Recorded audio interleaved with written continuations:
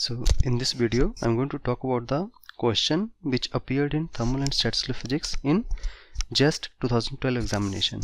So let's continue with the first problem. The statement is a monoatomic ideal gas at 170 degrees Celsius is adiabatically compressed to 1/8 of its original volume.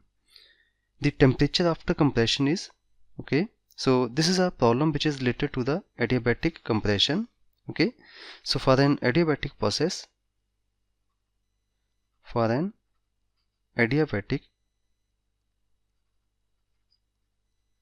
process, so we know that the following relationship they are valid: PV power gamma, that is equal to some constant, and if it's a relationship with temperature and volume, so TB power gamma minus 1, that is equal to certain constant value. So that means between two equilibrium states we can apply these two any of these two equations, because here we are concerned with the relationship between temperature and volume, so we will make use of the second equation here. So for two equilibrium states we can write this result as T2 B2 power gamma minus 1, that is equal to T1 B1 power gamma minus 1. So let's take a look at the problem again. So what is given to us? So we are given a temperature corresponding to an initial equilibrium state, which is T1, that is equal to 170 degrees Celsius, and this is equal to 170 plus 273, and after addition we will get that this is equal to 443 Kelvin. That's the initial temperature. And then let's say the corresponding initial volume B1, that is equal to B. So these are the initial parameter. Now in the second equilibrium state it is given that B2, it is the B by 8, 1/8 of the initial volume, and now we are asked what is T2. So then by making use of equation 3 we can immediately find what is corresponding temperature T2. So therefore from 3, temperature T2, that is equal to B1 upon B2 power gamma minus 1, and then multiply by T1. So from here we also notice that the gas is given to be monatomic. So for the monatomic gas we know that CV, that is equal to 3/2R, and Cp, that is equal to Cb plus R, so that will become 5/2R. So therefore for monatomic gas gamma is equal to Cp by Cb, that is equal to 5/3. So here we have to substitute gamma is equal to 5/3 in this equation. So after substituting the value of V1 and V2, that is V divided by V by 8, and then power 5/3 minus 1 multiplied by T1, which is 443 Kelvin, 443 and then Kelvin. So this is equal to 8 power 5 minus 3, 2, 2/3 multiplied by 443 Kelvin, and this turns out to be equal to 2 power 3 and then power 2/3. So this will be equal to 2 power 2 and then multiply by 443. So after doing the multiplication, so we will obtain that this is equal to 1772 Kelvin, and then in terms of Celsius this will be equal to 1772 minus 273, and this will turns out to equal to 1499 degrees Celsius. So from the given option we notice that none of the option it matches with our result. So there might be some either some problem with the temperature that is given to us, or with the compression factor. So this is the right answer here.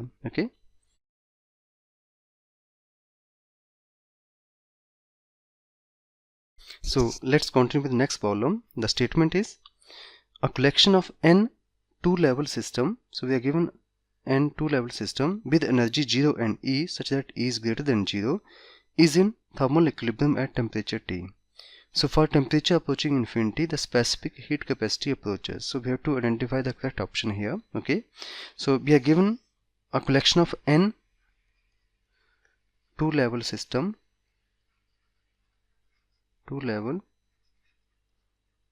systems. Okay, so whose energies are given as 0 and E. Okay, so we have to find the behavior of the specific heat when temperature approaches infinity. So we can solve this problem by first writing the expression for the partition function for one single system. So for one single system, the partition function is z, that is equal to exponential minus beta ei, I taking value from 1 to 2, because we are having only two levels here. Okay, so that is equal to exponential minus beta multiplied by 0. Okay, so that will give us 1 plus exponential minus beta multiplied by the corresponding energy E. Okay, so this is for the one single system. Okay, now the average energy from the partition function we can find out the average energy per system. Okay, so the average energy per system E, that is equal to minus curly beta of ln z, or that is equal to minus curly beta of ln 1 plus exponential minus beta E. Okay, so that is equal to minus 1 upon 1 plus exponential minus beta E, and then exponential minus beta E, and then again the differential of the exponent with respect to beta, so that will give you minus E. Okay, so that it comes out to equal to minus and minus will become plus, so E, and I am taking this exponential minus beta E into the denominator, so it comes out to equal to E upon exponential beta E plus 1. So this is the average energy per system. So now let me call this as E1. Okay, so now for n such systems, the average energy E, let E be the total average energy, that is equal to n multiplied by the average energy per system, that is E1. Okay, so this is per system. Okay, so n multiplied by the average energy per system, so that is equal to n E upon 1 plus exponential beta E. So let's call this as equation 1. So now from this result we can determine the heat capacity as follow: Cv, that is equal to d dt of the total average energy, so that is equal to, so I'm taking Ne outside, so Ne and then d dt of 1 upon 1 plus exponential beta E, or exponential E by kVt, where k is a Boltzmann constant here. Okay, and this is equal to, so we have to simply differentiate it, this is equal to Ne, and then so we can differentiate it by assuming the differential of f by g, so that is equal to g into f dash. So first term will be 0, because here g is equal to 1 plus this quantity, and f is equal to 1, so g into f dash, that will give us the 0, minus f minus 1 into g dash, so that means differential of 1 plus exponential E by kt, so its differential will be exponential E upon kt, and then again differential with respect to t, so this will give you minus E upon kt square, okay, divided by g square, which is 1 plus exponential E by kt and its square. So this can be rewritten as, this is equal to n E square upon k t square, so minus minus will become plus, and then exponential E upon kt upon 1 plus exponential E upon kt its whole square. So this is the general expression for the heat capacity. Okay, now from here let's call this as equation 2. So now we have to determine the behavior of the heat capacity when temperature approaches infinity. So as t goes to infinity, okay, so in that case the value of E by kt, or the E by kt, it's going to be very small. Okay, so in that approximation, when E by kt is very small, so E by kt is small, So in this approximation, what we can do is we can approximate 1 plus exponential Ey kt. Okay, so this is approximately equal to 1 plus 1 plus E by kt. So 1 this as it is, and then exponential E by kt, its expansion 1 plus E by kt plus higher order term, because E by kt is small, so its square it's going to be even smaller. Okay, so that means, so we can approximate, what we can do, exponential, we can approximate exponential E by kt with approximately equal to 1. Okay, so if we do that, so the okay, so if we approximate exponential E by kt with approximately unity, okay, so here in this term, okay, so it will simply become a certain finite, it will acquire a certain finite value. What at high temperature, so that means at higher temperature the behavior of the heat capacity is controlled by this term. Okay, so at very large temperatures, that means for temperature approaching infinity, so this Cp, let me introduce another page here so that I can, okay, so at high temperature, so the behavior of the Cv that is equal to n E square upon kt square exponential E by kt upon 1 plus exponential E by kt its square. So this, the term inside the bracket, so this will acquire a finite value, whereas this term, it will determine the behavior of the heat capacity at high temperature. So as T goes to infinity, so this implies Cv goes to 0. Okay, so therefore here option A is the correct one here. So let's continue with the next problem. The statement is, consider a system which is maintained at temperature T with two available energy states E1 and E2 with degeneracies G1 and G2. So we are given a system, okay, with energy states E1 and E2, and the corresponding degeneracies are G1 and G2. Okay, if P1 and P2 are the probabilities of occupancy of the two energy states, what is the entropy of the system? Okay, so we are given the probabilities, so we can write the expression for the probabilities as below. So P1, that is equal to because the degeneracy is given, so we can write this in terms of degeneracy, G1 exponential minus beta E1 divided by the partition function Q.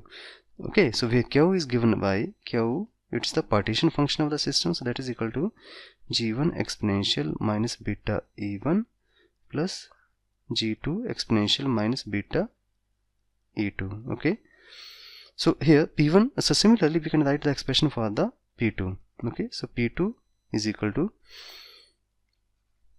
G2 exponential minus beta E2 divided by the partition function. So let's call these equations as equation 1 and equation 2 and equation 3. Okay, equation 2 and equation 3. Okay, now from equation 1 equation 2 and equation 3, so I can write, okay, from equation 2 and equation 3 I can write P1 by G1, P1 by G1, that is equal to exponential minus beta E1 upon Q. Okay, so this implies ln P1 by G1, that is equal to minus beta E1. So we are taking logarithmic on both sides. Okay, minus beta E1 minus ln Q. Okay, or so this equation, this result can be again rearranged by writing beta, by taking beta E1 on the left hand side and taking this term to the right hand side. Okay, so I can rewrite this as beta E1, that is equal to minus ln P1 upon G1 minus ln Q. So let me call this equation as equation 4. Similarly, for the second term, that's for P2, I can write by following exactly the same steps. Okay, so beta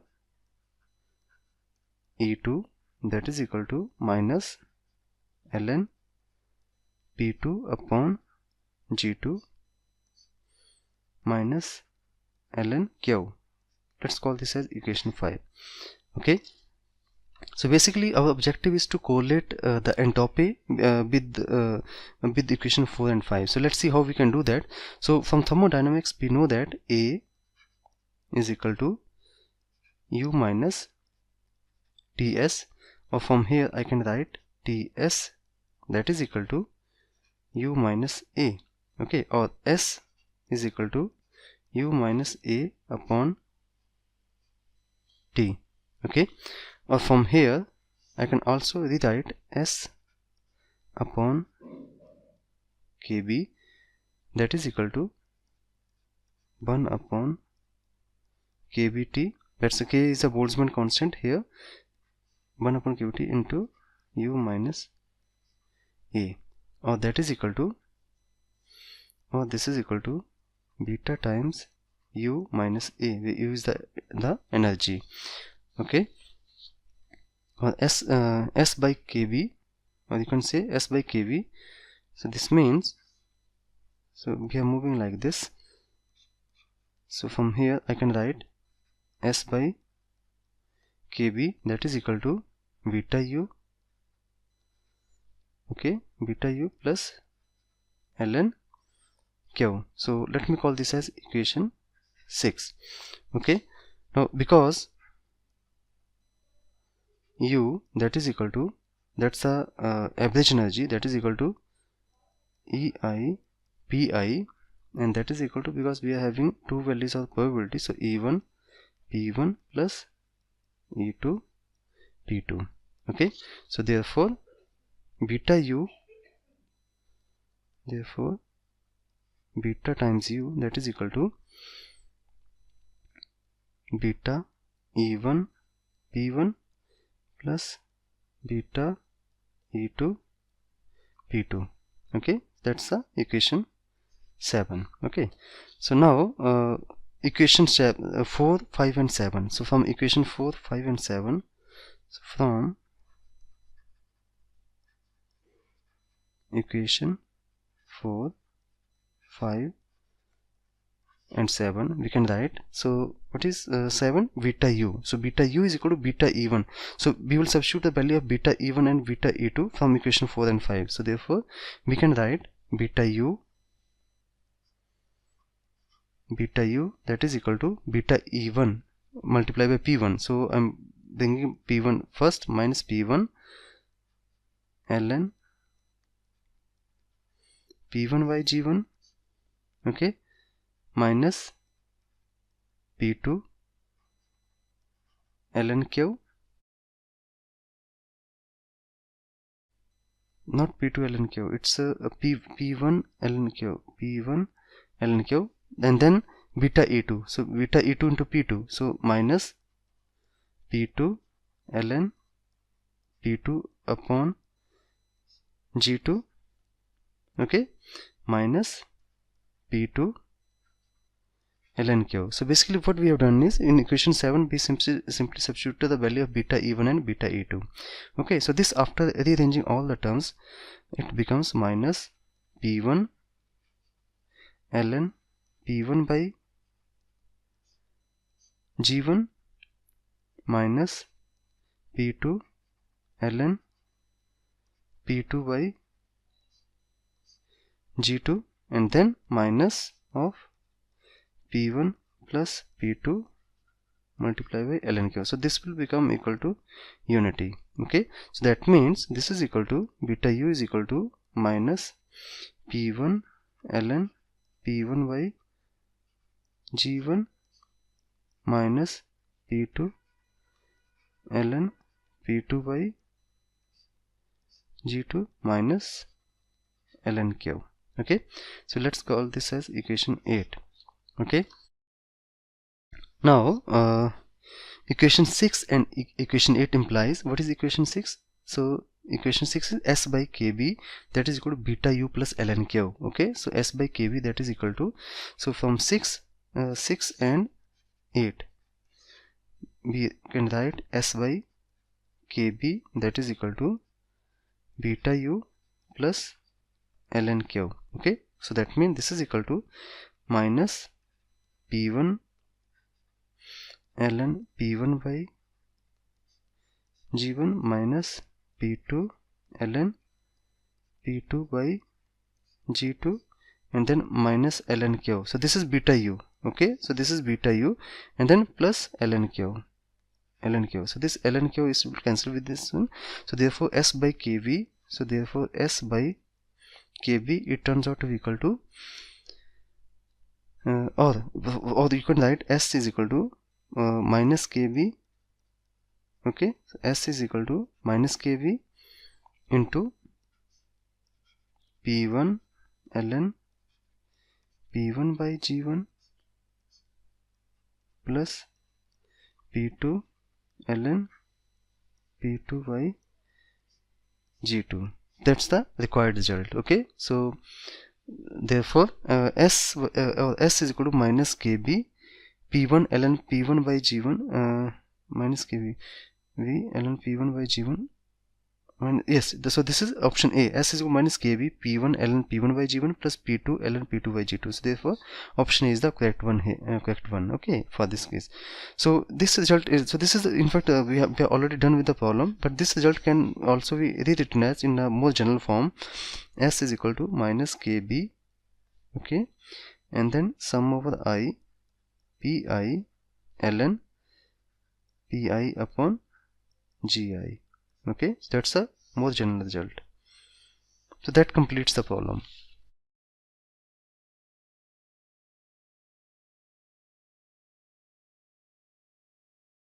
So let's continue with the next problem. The statement is efficiency of a perfectly reversible Carnot heat engine operating between absolute temperature T and 0 is equal to, so we are given a Carnot heat engine which is working between two temperature T and absolute 0. Okay, absolute 0 Kelvin.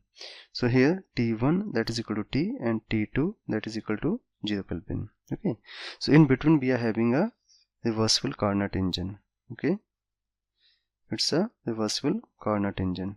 Okay, so for this particular case the efficiency as we have learned in the theory classes, so the efficiency eta of such an engine that is given by 1 minus T2 by T1, where T2 is the sink temperature and T1 is the source temperature. Okay, so this is equal to, and all the both of these two temperatures they are in Kelvin. Okay, so 1 minus, so T2 here it's 0 Kelvin, so 1 minus 0 upon T, so this is equal to unity. So therefore option D is the correct one here.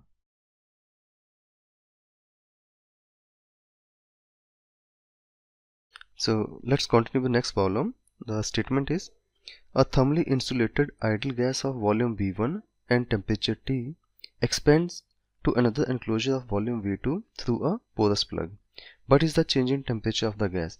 So here one can evaluate the temperature change during a porous plug experiment, and the required expression is given by the equation, and this is also called as the Joule Kelvin coefficient, and that is equal to change in temperature with change in pressure dt by dp at constant enthalpy, and this is equal to 1 by Cp T dV by dt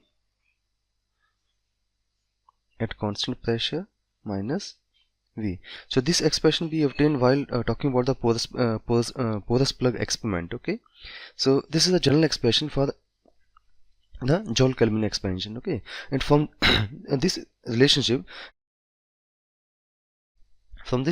one can easily calculate the change in temperature during the porous plug experiment, and the required expression is given by the required expression for the temperature change delta T, that is equal to mu Jk and then dP when the pressure change from P1 to P2. So in porous plug experiment, the gas expands from pressure P1 to P2 such that P1 is greater than P2. So this is the these are the typical condition for the porous plug experiment. Okay, and this comes out to equal to P1 to P2 1 by Cp and then T dV by dt at constant pressure minus B and then dP. So that means by evaluating this integral we can predict the change in temperature of a particular kind of gas. Okay, so since the gas that is given to us here, it's the ideal gas,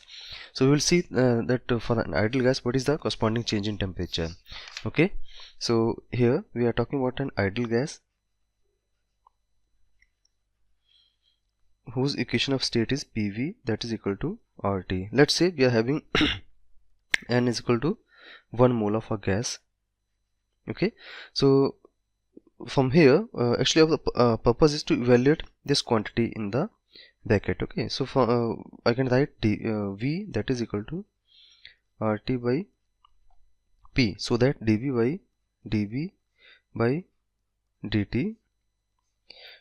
dt that is equal to R by P.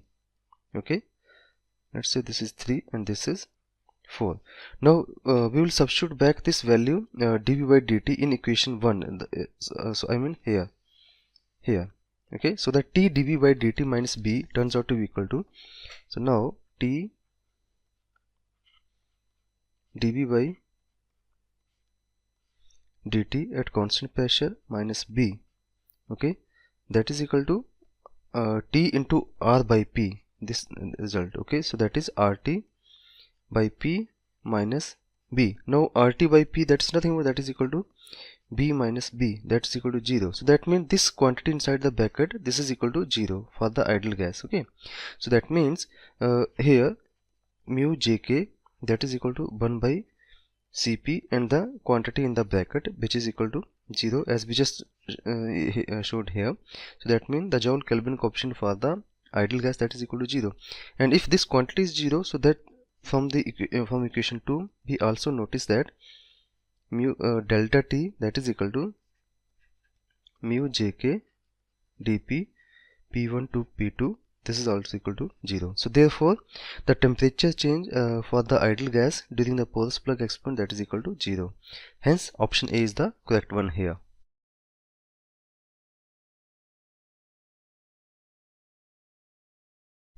So let's continue with the next problem. The statement is, consider an ideal gas of mass m at temperature T1 which is mixed isobarically, that is at constant pressure, with an equal mass of same gas at temperature T2 in a thermally insulated container.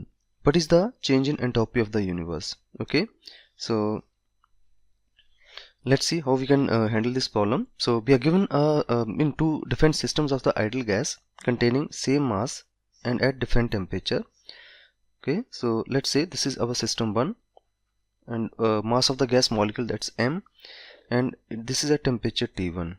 So we are carrying out the the mixing of the two different system at constant pressure. So we are considering Cp to be the specific heat of either of the system because these are identical.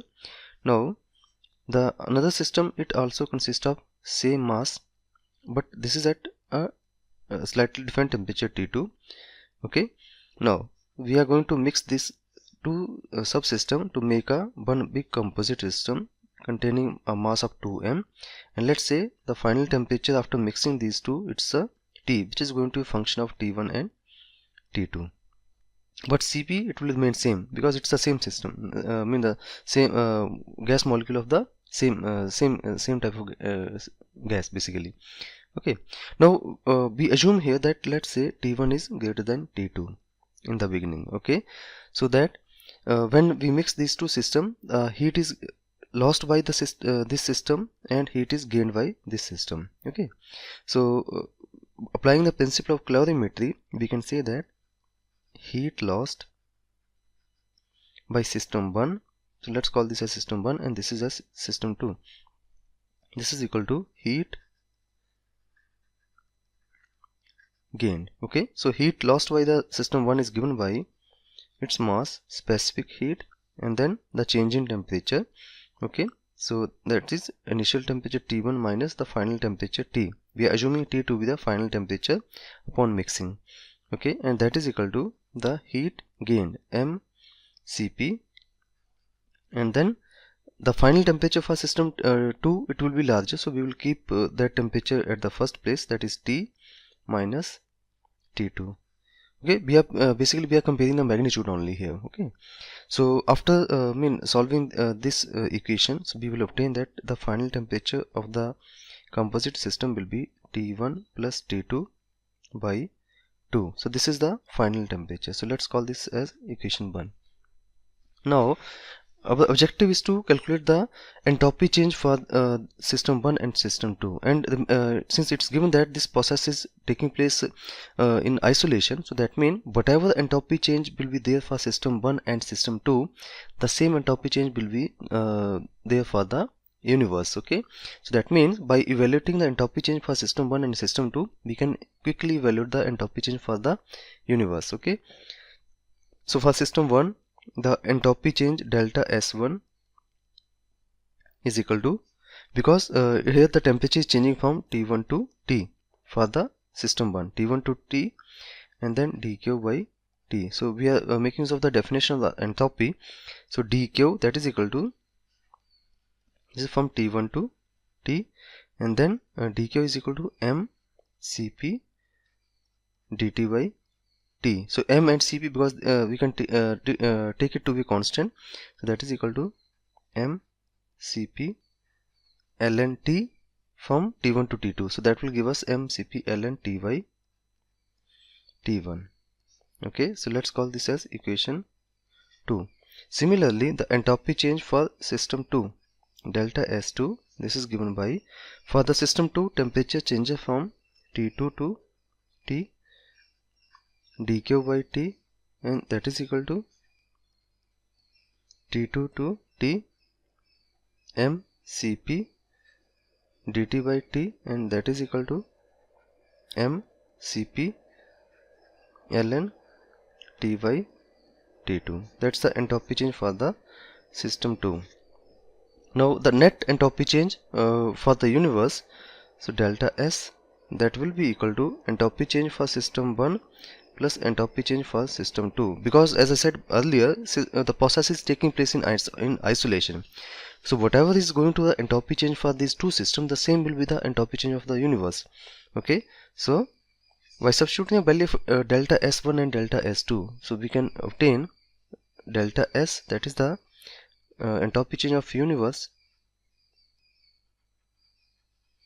that is equal to delta S1, which is equal to mCp ln T by T1 plus mCp ln T by T2, and this is equal to mCp ln T square upon T1 T2, and substitute the value of T square here, T here, so this is equal to mCp ln T1 plus T2 by 2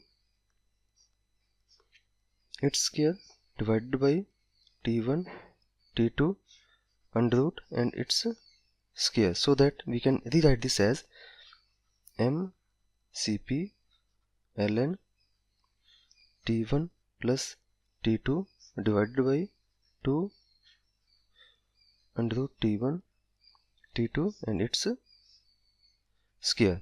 Okay, so that delta S universe is equal to 2 mCp ln T1 plus T2 divided by 2 under root T1 T2. So that's our final answer. So if we take a look at the options, so we see that option A matches with the results. Therefore option A is the correct one here.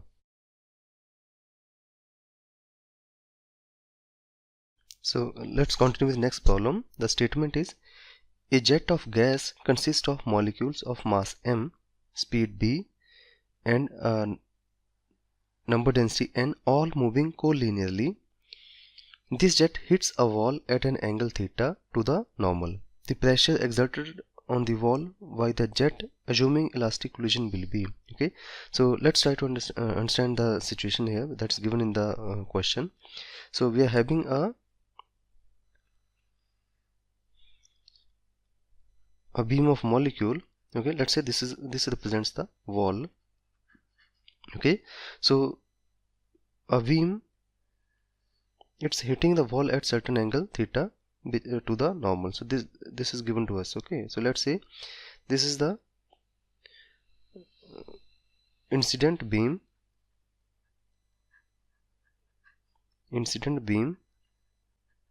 which is hitting the wall at certain angle theta. Okay, now upon hitting, the beam will be reflected back at the same angle. So this is going to a situation like this.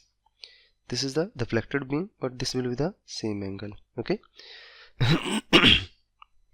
this is a reflected beam.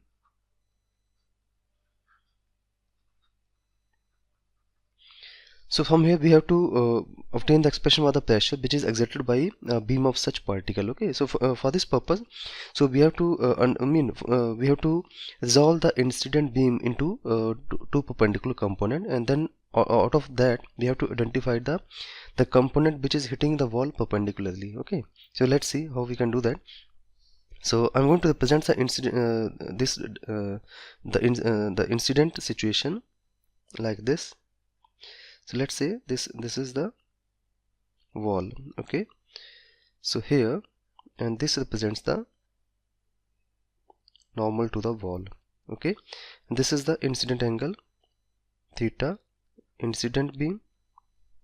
Okay, so here if we extend this incident beam in further, okay, so from here what we can do is, this is also angle theta.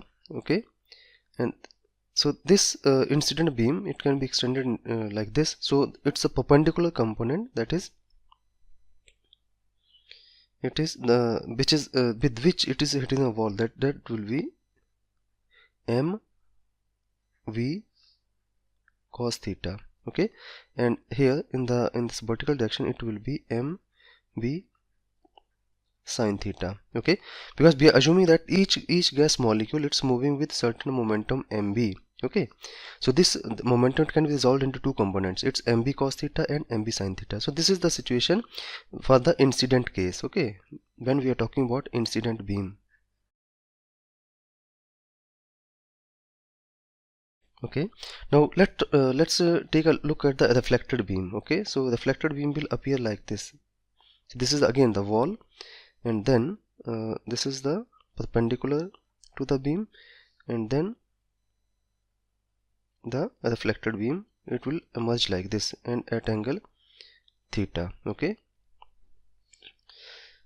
so now if we just take a look at the if we can further resolve this into component also, so this can also be extended like this. This is going to be same angle here. Okay, so if we resolve further this into a component, so this is mb cos theta, and this will be mb sin theta. So there is no change in the tangential component. What the component which is hitting the wall in the perpendicular direction, its direction is changed. So that means the change in momentum, I'm talking about the perpendicular component, the momentum change during the collision, the momentum change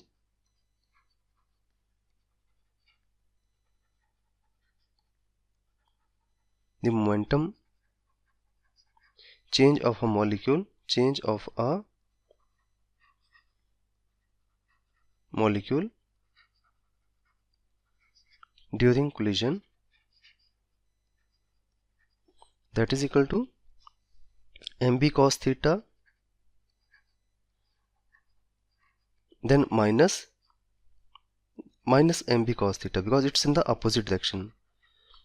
Okay, so therefore the net momentum change of a molecule is 2 mv and then cos theta. Okay, let's call this as equation 1. Okay, now if we assume that let A be the beam area, so let A be the beam area, and it's given that V is the velocity of a molecule,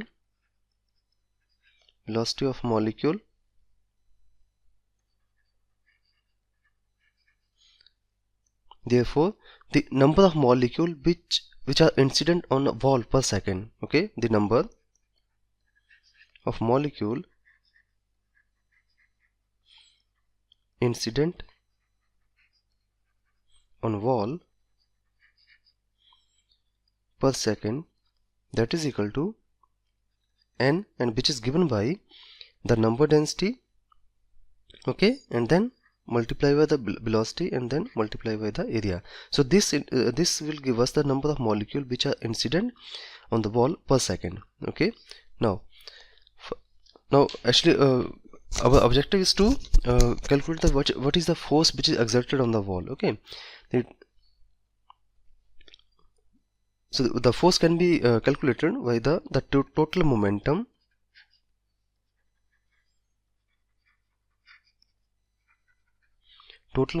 imparted to the wall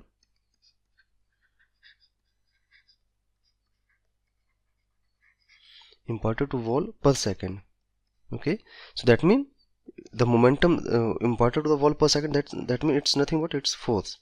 Okay, so the force is given by the change in momentum, that's delta p, and then divided by delta t. Since we have evaluated the momentum already, that's delta p, that's 2 mv cos theta. Okay, that is equal to 2 mv cos theta, that's a change in momentum divided by the delta t. Now this is a change in momentum per gas molecule. Now the number of molecules which are hitting the wall per second, that's given by this n small, that's the number density v into a. So this expression will give us the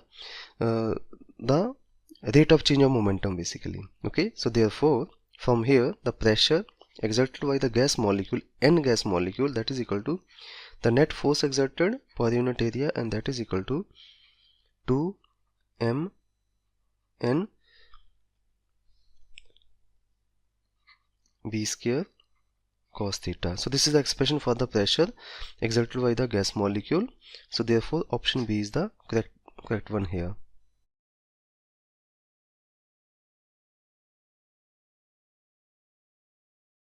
So let's take a look at the next problem.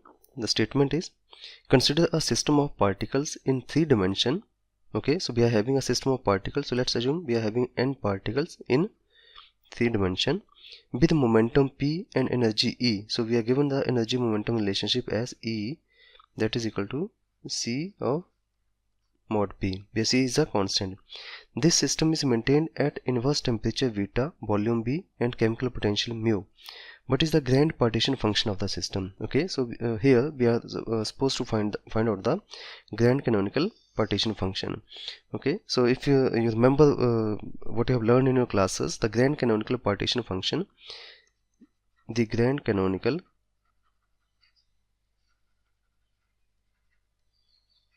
partition function is given as, this is xi, that is equal to z power n. Okay, the n is the total number of particle, and then the q n vt. So I will explain it in a moment. Okay, so this quantity, this is known as canonical partition function. Okay, this is nothing but it's canonical partition function, and here z, it's called as the fugacity. So we must remember this result. Okay, so otherwise we will not be able to obtain the expression for the grand canonical partition function. This is the fugacity, here z, that is equal to e power beta mu, or that is equal to e power mu by kt. Okay,